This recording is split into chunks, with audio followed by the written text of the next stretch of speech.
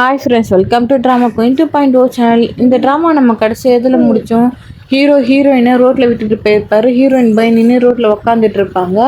அப்போ ஒருத்தன் ஹீரோயினோட ஷூவை கத்தியில் எடுத்துகிட்டு வந்து ஹீரோயின் பக்கமாக வருவான். அப்போ ஹீரோயின் பார்ப்பாங்க அது யாருன்ட்டு. அதோட தானே முடித்தோம். சரி வாங்க இந்த ட்ராமா அதிலேருந்து ஸ்டார்ட் பண்ணலாம். ட்ராமாவோட ஸ்டார்டிங்லேயே ஹீரோயின் பார்க்குறாங்க அது யாருன்ட்டு. அது வேறு யாரும் இல்லை, ஹீரோவோட பிரதர் தான். அவனை பார்த்தோன்னே பிரதர்ன்னு சொல்ல அவன் சொல்கிறான் நம்ம கடைசியாக சந்திச்சிட்டுள்ள ஹீரோயின்ட்டு. அவன் பேர் நம்ம ஐசக்குன்னு வச்சுப்போம். அப்போ ஹீரோயின் யோசிக்கிறாங்க, அந்த மெசேஜ் வந்திருக்கும் இல்லையா ஹீரோயினை மிரட்டுற மாதிரி. அதை யோசிச்சுட்டு நீ தானே அது, எனக்கு ஏன் அந்த மாதிரிலாம் மெசேஜ் அனுப்புகிறேன், நான் உனக்கு என்ன பண்ணேன் அப்படின்னு கேட்க அதுக்கு அவன் சொல்கிறான், நீ என்னை பார்த்து அவ்வளோ பயப்படுறியா, காலில் செருப்பு கூட இல்லாமல் ஓடுற அப்படின்ட்டு. அப்புறம் இங்கே ஹீரோவை தான் காட்டுறாங்க. அவர் ஹீரோயினை ரோட்டில் விட்டு வந்திருப்பார் இல்லையா, அதை பற்றி யோசிச்சுட்டு காரை திருப்பி ஹீரோயினை பிக் பண்ணலான்னு போகிறாரு. அப்போன்னு பார்த்து ஹீரோக்கு ஒரு கால் வருது அவன் ஃப்ரெண்டுக்கிட்ட இருந்து. ஹீரோவும் அட்டன் பண்ணுறாரு. அவன் சொல்கிறான் உன்னோட ஒய்ஃப் அந்த ஐசக் கூட இருக்கான்னு. அதுக்கு ஹீரோயின் என்ன வளரன்னு கேட்க நான் உண்மையாக தான் சொல்கிறேன் சொல்லி ஒரு ஃபோட்டோ அனுப்பி வைக்கிறான். அதை பார்த்துட்டு ஹீரோ யோசிக்கிறாரு. ஹீரோயினி என்னோட கார்லேருந்து நீ எப்போ வேணாலும் இறங்கலாம், அண்ணா அந்த ஐசக்கோட காரில் நீ கொஞ்சம் கூட யோசிக்காமல் ஏறி இருக்கே, நீ என்ன ஒன்றும் ஏமாத்தல் இல்லையா அப்படின்னு யோசிச்சுட்டு இருக்காரு. இங்கே ஹீரோயினியை காட்டுறாங்க. ஹீரோயினி கேட்குறாங்க, நீ யார், உனக்கு எனக்கும் எந்த சம்மந்தமும் இல்லையோ, எனக்கு எதுக்காக அந்த மாதிரிலாம் மெசேஜ் அனுப்பிட்டுருக்க அப்படின்னு. அதுக்கு அவனும் சொல்கிறான், என்ன சம்மந்தம் இல்லையா, நீ ஒரு கொலகாரனோட மகங்கிறத மறந்துட்டியா, எனக்கு ரொம்ப டிசப்பாயிண்ட்டாக இருக்கு அப்படின்னு சொல்ல ஹீரோயினி ஒரு ஃப்ளாஷ்பேக்கை யோசிக்கிறாங்க. இந்த பையன் அவங்க அம்மா இறந்ததுக்கோசம் அழுதுருப்பான் இல்லையா, அவன் சொல்கிறான் ஹீரோயினியை தள்ளி விட்டுட்டு, நீ தான் காரணம், உங்கள் அப்பா எங்கள் அம்மாவை கொன்னுட்டாரு, நீ ஒரு கொலகாரனோட மக அப்படின்னு சொல்லியிருப்பான். அதெல்லாம் ஹீரோயின் யோசிச்சு பார்த்துட்டு அவனை பார்த்து பயந்துக்கினே நீயான்னு கேட்க அதுக்கு அவனும் உனக்கு ஞாபகம் வந்துச்சு இல்லையா, சரி சொல்லு உன்னை எப்படி பழி வாங்கட்டோன்னு கேட்குறான். அதுக்கு ஹீரோயினியும் என்னை மன்னிச்சிடு, ஆனால் அன்றைக்கி நடந்தது ஒரு ஆக்சிடெண்ட்டு, எங்கள் குடும்பத்தோட மொத்த சேவிங்ஸும் உங்களோட காம்போசேஷனாக நாங்கள் கொடுத்துட்டோம், அதோட எங்கள் அப்பாவும் இறந்துட்டாரு, அதோட உங்கள் அம்மா ரெட் லைட்டில் ஓடி வந்தாங்க, அதனால தான் அப்படி ஆச்சுன்னு சொல்லு. அதுக்கு அவன் டென்ஷன் ஆகி நீ வாயை மூடு, என்னோட அம்மா ரொம்ப அழகாக இருந்தாங்க, ஆனால் அவங்க இறந்தது ரொம்ப கொடூரமாக இருந்தது, ஸோ நீ என்ன நினைக்கிற, உன்னோட ஃபேஸை நான் முதல்ல கட் பண்ணி அவங்க கூட அனுப்பி வைக்கிட்டேன் அப்படின்னு கேட்க அங்கே ஹீரோ தான் பயங்கரமாக என்ட்ரி ஆகிறாரு. ஹீரோ வந்தோடனே ஹீரோயினை கூப்பிடுறாரு. ஹீரோயினி வெறும் காலை ஹீரோட பக்கத்துல போய் நிக்கிறாங்க. அப்புறம் ஹீரோ அந்த ஐசங்கிட்ட கேக்குறாரு, உனக்கு இப்பதான் நிச்சயதார்த்தம் ஆச்சு, நீ அதுக்குள்ள என் பக்கத்துல இருக்கிறவங்க கூட ஃப்ளோட் பண்ணிட்டு இருக்கியா, நான் ரொம்ப நைஸா நடந்துக்கினேன் உங்ககிட்ட அப்படின்னு கேட்க அதுக்கு அவனும் ஹீரோயினி தப்பா புரிஞ்சுக்கினேன், ஹீரோயினி இங்க தனியா இருந்தாங்க, அதனால தான் என்ன ஆச்சுன்னு விசாரிக்கிறதுக்கோசம் வந்தேன், அப்படித்தானே ஹீரோயினி அப்படின்னு சொல்லிட்டு ஹீரோ கிட்ட ஹீரோ இங்க ரொம்ப லேட் ஆயிடுச்சு, ஹீரோயினியை தனியா விட்டுட்டு போயிருக்கியே, ஒருவேளை எல்லாரும் சொல்ற மாதிரி ஹீரோயினியை நீ இன்னொரு பழி வாங்கிறதுக்கோசம் யூஸ் பண்ணிக்கிறியா அப்படின்னு கேட்க அதுக்கு ஹீரோ உனக்கு ரொம்ப க்யூரியஸாக இருக்குல்ல, ஏன் நீ என்னோட கட்லுக்கு கீழே வந்து படுத்துக்கூடாது அப்படின்னு கேட்டு அவனுக்கு வார்னிங் பண்ணுறாரு. நான் உன்னை வார்னிங் பண்ணுறேன், இதுக்கு மேலே என்னோட பக்கத்தில் இருக்கிறவங்ககிட்ட நீ வரணும்னு நினச்சேன்னா உனக்கு அவ்வளோதான் அப்படின்னு சொல்லிட்டு ஹீரோயின் கிட்ட நம்ம போகலாம் அப்படின்னு சொல்கிறாரு. ஹீரோயினியும் ஓகே சொல்லிடுறாங்க. அப்புறம் 2 பேரும் அங்கேருந்து கிளம்பிடுறாங்க. அப்புறம் அவனோட அசிஸ்டண்ட்டுக்கு ஃபோன் பண்ணி ஹீரோயினோட ரிலேஷன்ஷிப்பை பற்றி விசாரிக்க சொல்கிறான். அப்புறம் அவன் ஹீரோயினோட அப்பாவை மனசில் வச்சுக்கணும், ஜேம்ஸ் எனக்கும் பொண்ணுக்குமான விளையாட்டு ஸ்டார்ட் ஆகிடுச்சு, நான் இந்த விளையாட்டை பொறுமையாக விளையாட போகிறேன் அப்படின்னு சொல்லிட்டு இருக்கான். அடுத்த சீனில் ஹீரோவும் ஹீரோயினும் வீட்டுக்கு வந்துட்டாங்க. ஹீரோயின் சொல்கிறாங்க, என்னை மன்னிச்சிருங்க சார், என்னோட பேகும் செருப்பும் தொலைஞ்சிடுச்சு, அதோட இந்த ட்ரெஸ் அழுக்காயிடுச்சு, நான் இதுக்கான பணத்தை கொடுத்துட்றேன், எனக்கு கொஞ்சம் டைம் மட்டும் கொடுங்க, எனக்கு தெரியும் இது ரொம்ப ஹை ப்ரைஸுன்ட்டு மனசுக்குள்ளே யோசிக்கிறாங்க, இவ்வளோ நாளாக பண்ண பார்ட் டைம் சம்பளம்லாம் எதுக்கு வேஸ்ட் ஆகிடுச்சு அப்படின்னு. அப்போ ஹீரோ ஒரு கான்ட்ராக்ட் எடுத்து ஹீரோயினை சைன் பண்ண சொல்கிறாரு. அவர் சொல்கிறாரு, இதில் புதுசாக சில ரூல்ஸ் எல்லாம் சேர்த்துருக்கேன், நீ இந்த கான்ட்ராக்ட் பீரியட் முடிகிற வரைக்கும் வேறு யாரு கூடயும் டேட்டிங் பண்ணக்கூடாது, ரொமான்ஸ் பண்ணக்கூடாது அப்படின்னு சொல்லிட்டு ஹீரோயின்கிட்ட நீ இதில் சைன் பண்ணு, அதுக்கப்புறம் நீ தொலைச்சதுக்கெல்லாம் எந்த காம்போசிஷனும் தர தேவையில்ல அப்படின்னு சொல்ல ஹீரோயினும் நிஜமாவா அப்படின்னு கேட்டு அதை வாங்கி சைன் பண்ணிடுறாங்க. ஹீரோக்கிட்டையும் சைன் பண்ண சொல்ல ஹீரோவும் வாங்கி சைன் பண்ணிடுறாரு. அப்புறம் ஹீரோயின் சொல்றாங்க, ஹீரோ நீங்க ரொம்ப நல்லவர், ஆனா நீங்க நினைக்கிற மாதிரி பொண்ணு நான் இல்லை, இந்த கான்ட்ராக்ட் இல்லைனாலும் எப்பவுமே நான் அந்த மாதிரி விஷயத்தெல்லாம் செய்ய மாட்டேன் அப்படின்னு சொல்றாங்க. அப்புறம் ஹீரோயினுக்கு ஸ்கேன் பண்ண சொல்கிறாரு. ஹீரோயினும் ஸ்கேன் பண்ணுறாங்க. அப்போ ஹீரோ கொஞ்சம் பணத்தை அனுப்புகிறாரு. அதுக்கு ஹீரோயின் நீங்கள் தப்பான ஆளுக்கு அனுப்பிச்சிட்டிங்களான்னு கேட்க அதுக்கு ஹீரோ ஒர்க் பண்ணப்போ ஏற்பட்ட காயத்துக்கான காம்போசிஷன் அப்படின்னு சொல்ல அதுக்கு ஹீரோயினும் தேங்க்யூன்னு சொல்கிறாங்க. அதுக்கு ஹீரோ நீ இந்த வாட்டி என்ன நல்லவருன்னு சொல்லலை அப்படின்னு சொல்ல அதுக்கு ஹீரோயினும் நீங்கள் ரொம்ப நல்லவர், ரொம்ப ரொம்ப நல்லவருன்னு சொல்கிறாங்க. அப்புறம் ஹீரோயின் சொல்கிறாங்க, சார் இன்னொரு வாட்டி நீங்கள் எனக்கு பணம் அனுப்புறப்போ டேரெக்டாக பேங்க் கார்டுக்கே அனுப்பிடுறீங்களான்னு கேட்க அதுக்கு ஹீரோவும் ஏன் அப்படின்னு கேட்குறாரு. அதுக்கு ஹீரோயின் சொல்கிறாங்க, மாட்றாங்க. ஏன்னா ஸ்கேன் பண்ணி பணம் எடுத்தனா ஃபீஸ் பிடிப்பாங்க. அதுவும் ஒவ்வொரு 1000க்கும் ஒவ்வொரு வாட்டி 10 rupees கட்ட வேண்டியதாக இருக்கும் அப்படின்னு சொல்ல ஹீரோ மனசுக்குள்ளே இப்போ நீ உண்மையாகவே பணத்துக்கு பைத்தியம் ஆயிட்ட அப்படின்னு யோசிக்கிறாரு.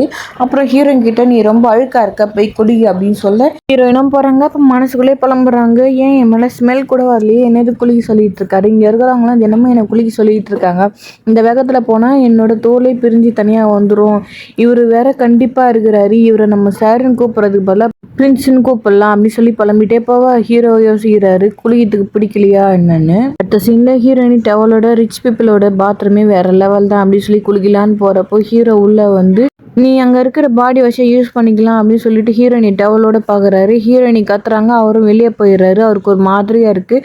அதனால அவர் டாக்டருக்கு ஃபோன் பண்ணுறாரு. அந்த டாக்டரும் அவரோட ஃப்ரெண்டு தான் போல இருக்குது. அவர்கிட்ட சொல்கிறாரு எனக்கு உடம்பு சரியில்லைன்னு. அவர் ஷாக் ஆகிட்டு என்ன சொல்கிற, ராத்திரி 11 மணி ஆயிடுச்சு, எவ்வளோ நேரமா அப்படின்னு கேட்க அதுக்கு ஹீரோவும் ஃபோனை கட் பண்ணிடுறாரு. கொஞ்சம் நேரம் கழிஞ்சு ஹீரோவால் ரொம்ப முடியல போல இருக்கு. அப்போ ஹீரோக்கு கால் வருது அவங்க தாத்தா கிட்ட இருந்து. அவங்க தாத்தா சொல்கிறாரு, ஹீரோ நீ கல்யாணம் பண்ணது எவ்வளோ பெரிய விஷயம், ஏன் இன்னும் அதை பற்றி வீட்டில் யார்கிட்டையும் சொல்லலை, எப்போ என்னோட பேத்தி மீட் பண்ணுறதுக்கு வீட்டுக்கு கூட்டிகிட்டு வர போகிற அப்படின்னு கேட்க ஹீரோ சொல்கிறாரு, நீங்கள் என்னை விட நல்லா தான் இருக்கீங்க, ஏன் அவளை மீட் பண்ணலன்னு வருத்தப்பட்டுட்டு இருக்கீங்க, நம்ம இதை பற்றி அப்புறமா பேசலாம் அப்படின்னு சொல்லி ஃபோனை கட் பண்ண அப்போ ஹீரோயின் வெளியே வராங்க. ஹீரோயின் சொல்கிறாங்க, நான் இப்போ ரெடியாக இருக்கேன் தூங்கலாம் அப்படின்னு சொல்லி ஹீரோ சொல்கிறாரு, இப்போ நீ எனக்கு தேவைப்பட மாட்டேன், நீ போகலாம் அப்படின்னு சொல்ல ஹீரோயினி சந்தோஷமாக இப்போ நான் இங்கே தேவைப்பட மாட்டேன்னா அப்படின்னா ஹீரோ கிட்ட பணம் வாங்கினே வேற எங்கன்னா வேலை பார்க்கலாமா, இது ரொம்பவே நல்ல டீலாக இருக்கே அப்படின்னு சந்தோஷப்பட்டுட்டு இருக்காங்க. அடுத்த சீனில் ஹீரோயின் நிறைய பார்ட் டைம் ஜாபெல்லாம் பார்த்துட்டு இருக்காங்க. அப்போது ஒரு கடையில் உட்காந்து கணக்கு எழுதிட்டு இருக்கப்போ ஹீரோவோட தாத்தா தான் அங்கே வந்து ஹீரோயினோட ஃபோட்டோ கையில் வச்சுக்கிட்டு ஹீரோ பற்றி தான் சொல்கிறாரு. ஹீரோ நீ இந்த பொண்ணு என்னை பார்க்கறதுக்கு இல்லைன்னா எனக்கு வேறு வழி இல்லைன்னு நினச்சி அப்படின்னு சொல்லிட்டு ஹீரோயினோட கடைக்கு போகிறாரா. அப்போ ஹீரோயினி நோட் எழுதிட்டு இருப்பாங்க இல்லையா, அப்போ தாத்தாவை பார்த்து கஸ்டமர் தான் வந்திருக்காங்கன்னு நினச்சி தாத்தாக்கிட்ட உங்களுக்கு என்ன வேணும், இங்கே இருக்கிறது எல்லாமே கையால் செஞ்சது அப்படின்னு சொல்லிட்டு தாத்தாவுக்கு ஒரு பீஸை டேஸ்ட் பண்ணுறதுக்கோசம் கொடுக்குறாங்க. அப்போ தாத்தா அந்த பீஸை டேஸ்ட் பண்ணிட்டு அவருக்கு ரொம்பவே பிடிச்சிருக்கு, அதனால எல்லாத்துலேயும் ஒவ்வொரு பாக்ஸ் கட்ட சொல்கிறாரு. அப்போ ஹீரோயினையும் கட்டலான்னு போகிறப்போ அங்கே இருக்கிறவங்களாம் போலீஸ்காரங்க வந்திருக்காங்கன்னு சொல்ல ஹீரோயினி ஏற கட்டிட்டு தாத்தா என்னை மன்னிச்சிருங்க, இன்னைக்கு உங்களுக்கு என்னால் சேல் பண்ண முடியாதுன்னு சொல்லிட்டு அங்கேருந்து கிளம்பலான்னு பார்க்குறப்போ தாத்தா ஹீரோயினிட்ட போய் ஏன் பயந்து ஓடுற, நான் இன்னும் சாப்பிட்டு முடிக்கல அப்படின்னு சொல்கிறாரு. இந்த பக்கம் ஹீரோ அவரோட ஃப்ரெண்ட்ஸ் எல்லாம் பார்க்கு வந்திருக்காங்க. ஹீரோ ட்ரிங்க்ஸ் சாப்பிட்டுட்டு இருக்கப்போ ஒரு பொண்ணு வந்து ஃப்ளோட் பண்ணலான்னு வரா. அப்போ ஹீரோ கெட் அவுட்னு சொல்லிடுறாரு. அவளும் அங்கேருந்து போயிடுறா. அதை பார்த்துட்டு அந்த ஃப்ரெண்டுக்காரங்கெல்லாம் பேசிகிட்டு இருக்காங்க. ஒரு ஃப்ரெண்டு கேட்குறான், ஹீரோக்கு என்னாச்சு, மூட் ஆஃப்லேயே இருக்கான் அப்படின்னு. அதுக்கு டாக்டர் ஃப்ரெண்டு சொன்னோம் இல்லையா, அவரும் இருக்காரு. அவர் சொல்கிறாரு அவனுக்கு அந்த ஃபீலிங்ஸ்லாம் மறுபடியும் வர ஆரம்பிச்சிச்சு, ஆனால் அதை அவன் கண்ட்ரோல் பண்ணுறான், அவனுக்கு எது நோய் வந்த மாதிரி நடந்துக்கிறான் அப்படின்னு சொல்ல இன்னொரு ஃப்ரெண்டு சொல்கிறான், நோராக்கு என்கேஜ்மெண்ட் ஆனதுக்கப்புறம் ஹீரோ அந்த ஷாக்லேருந்து கொஞ்சம் கொஞ்சமாக மீண்டு வந்திருக்கான், நான் இப்போ அவனுக்கு ஹெல்ப் பண்ணியே ஆகணும் அப்படின்னு சொல்ல அதுக்கு டாக்டர் ஃப்ரெண்டு கேட்குறாரு நீ என்ன சொல்கிறேன்னு. அதுக்கு அவனும் சொல்கிறான், நான் நோராவே இங்கே கூட்டிகிட்டு வந்திருக்கேன், அவளுக்கு கல்யாணம் ஆகிறதுக்கு முன்னாடி ஹீரோவில் பண்ணுறதுக்கு நான் உதவி பண்ண போகிறேன் அப்படின்னு சொல்லிட்டு இருக்கேன். அங்கே நோராவும் ஐசக்கும் வந்திருக்காங்க. அவங்கள பார்த்துட்டு ஹீரோ அவங்க ஃப்ரெண்ட்ஸை மறைகிறான். அப்போ அவனுக்கு ஒரு ஃபோன் வந்து பாடி கார்ட்ஸ் தான் ஃபோன் பண்ணியிருக்காங்க, இங்கே ஒரு பெரிய பிரச்சனை ஆயிடுச்சு, மிஸ்டர் வின்னை யாரோ கடத்திட்டாங்க அப்படின்னு சொல்ல ஹீரோ என்ன ஆச்சுன்னு கேட்க அவங்க சொல்கிறாங்க, மிஸ்டர் வின் கொஞ்சம் தளவு நடக்க போகிறேன்னு சொன்னார், அதனால எங்களை ரொம்ப பக்கத்தில் வர வேணாம் சொன்னார், ஆனால் அதுக்குள்ளே அவர் யாரோ கடத்திட்டாங்க அப்படின்னு சொல்ல உடனே ஹீரோ கிட்ட சிசிடிவி கேமராவில் இருக்க வீடியோலாம் செக் பண்ணுங்க அப்படின்னு சொல்லிட்டு அந்த நோராவை கண்டுக்காமல் அங்கேருந்து போகிறாரு. அதை பார்த்துட்டு அந்த நோரா, ஹீரோ நீ நிஜமாவே என்னை இக்னோர் பண்ண ஆரம்பிச்சிட்டே அப்படின்னு வச்சுட்டு போய் உக்கார அந்த ஐசங் அவளுக்கு ட்ரிங்கை ஊற்றி கொடுக்குறான். அவளும் குடிக்கிறா. அப்போ அவனுக்கு ஒரு மெசேஜ் வருது, அதில் அசிஸ்டன்ட் தான் மெசேஜ் பண்ணியிருக்காரு.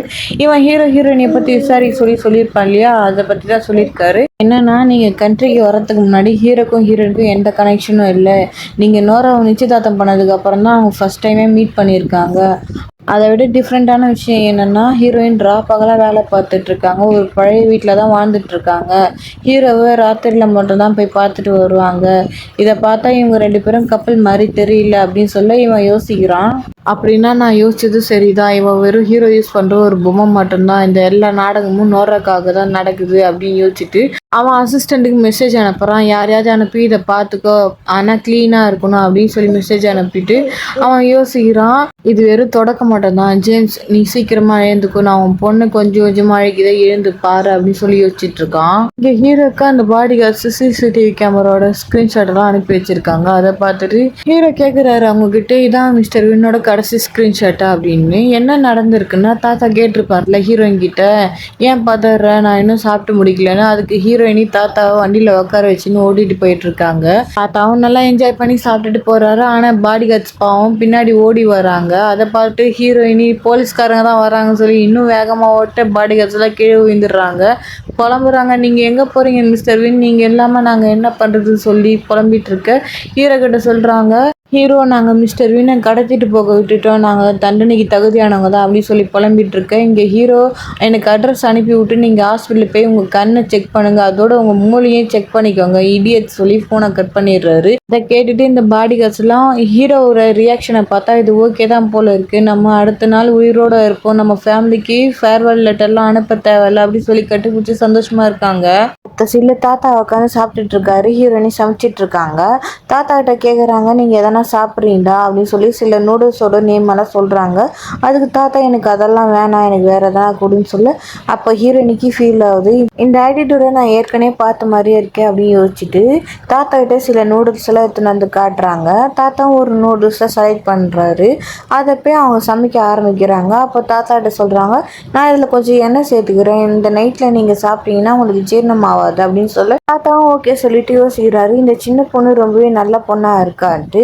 இது எல்லாத்தையுமே ஹீரோ ஒரு இடத்துல நின்று பார்த்துட்டு தான் இருக்காரு. அப்போ தாத்தாக்கு ஹீரோ ஃபோன் பண்றாரு. தாத்தாவும் அட்டன் பண்ணிட்டு, என்ன பண்ற, இன்னைக்கு கால் பண்ணியிருக்க, ஃபைனலா உன் தாத்தாக்கு கால் பண்றதுக்கு உனக்கு ஞாபகம் வந்துச்சு அப்படின்னு கேட்க அதுக்கு ஹீரோ கேட்குறாரு, தாத்தா எங்கே இருக்கீங்க அப்படின்னு. அதுக்கு தாத்தா சொல்கிறாரு, நான் சும்மா நடக்கிறதுக்கு தான் வந்தேன், என்ன வேணும் அப்படின்னு கேட்க அப்போ ஹீரோ யோசிக்கிறாரு, இது நல்லா இருக்கு, ஆனால் ஹீரோயினி உண்மையிலே பணத்துக்காக கஷ்டப்படுறாளா, இப்போ தானே நான் அவளுக்கு லட்சக்கணக்கில் பணம் அனுப்புனேன், அப்புறம் எதுக்காக அவள் இந்த நேரத்தில் கடை போட்டிருக்கான்னு யோசிச்சுட்டு இருக்கப்போ தாத்தா கேட்குறாரு, உனக்கு எதனா வேணும்னா சொல்லிடலன்னா நான் கட் பண்ணுறேன்னு. அதுக்கு ஹீரோ சொல்கிறாரு, தாத்தா எனக்கு சவுண்டு கேட்குது, நீங்கள் சாப்பிட்டுட்டு இருக்கீங்க அப்படின்னு. அதுக்கு தாத்தா சொல்கிறாரு, காதில் ஏதோ பிரச்சனை, முதல்ல போய் தண்ணி குடி அப்படின்னு சொல்ல அதுக்கு ஹீரோ சொல்கிறாரு, தாத்தா அந்த 2 பாடி கார்ட்ஸும் உங்களை மிஸ் பண்ணிட்டாங்க, அப்புறமா யாரையாவது அனுப்பி அவங்கள பார்த்துக்கோங்க, அப்புறம் சாப்பிட்டதுக்கு பணம் கொடுத்துட்டு போங்க, ஃப்ரீயாக சாப்பிட்டு என்னோட தாத்தான்னு வெளியே போய் சொல்லிக்காதீங்க அப்படின்னு சொல்லி ஃபோனை கட் பண்ணிடுறாரு. அதுக்கு தாத்தா கோவமா, ஃப்ரீயாவா, நான் வின் குடும்பத்தோட தலைவன், இந்த சின்ன பொண்ணுகிட்ட ஃப்ரீயாக சாப்பிட வேண்டிய அவசியம் எனக்கு என்ன அப்படின்னு சொல்லி ஹீரோயினுக்கு 10,000 பணம் அனுப்பிடுறாரு. ஹீரோயினி கேட்குறாங்க, தாத்தா நீங்கள் ராங்காக அனுப்பிட்டீங்களா, இல்லை நிறைய ஜீரோ இருக்குன்னு கேட்க அதுக்கு தாத்தா இது எல்லாம் உனக்கு தான் அப்படின்னு சொல்லிட்டு சாப்பிட்றாரு. அவங்க சாப்பிட்டுட்டு இருக்கிறத ஹீரோ ஃபோட்டோ எடுத்துட்டு மனசுக்குள்ளே யோசிக்கிறாரு, இங்கே ரொம்ப இருட்டாக இருக்குது, அப்புறம் எதுக்கு நான் அவங்கள ஃபோட்டோ எடுக்கிறேன், ஏதோ ஒன்று என் ஃபோனில் நிறைய ஸ்பேஸ் இருக்குது, ஒரு ஃபோட்டோ இருக்கிறதுனால எதுவும் ஆக போகிறது இல்லை அப்படின்னு சொல்லிட்டு அங்கே போகலான்னு பார்க்குறப்போ அந்த நோரா கிட்ட இருந்து ஹீரோக்கு கால் வருது. அவள் சொல்கிறா, ஹீரோ எனக்கு அக்டோபர் 24 கல்யாணம், உங்ககிட்ட எனக்கு சொல்கிறதுக்கு எதுவுமே இல்லையா அப்படின்னு கேட்க ஹீரோ கங்க்ராச்சுலேஷன் சொல்கிறாரு.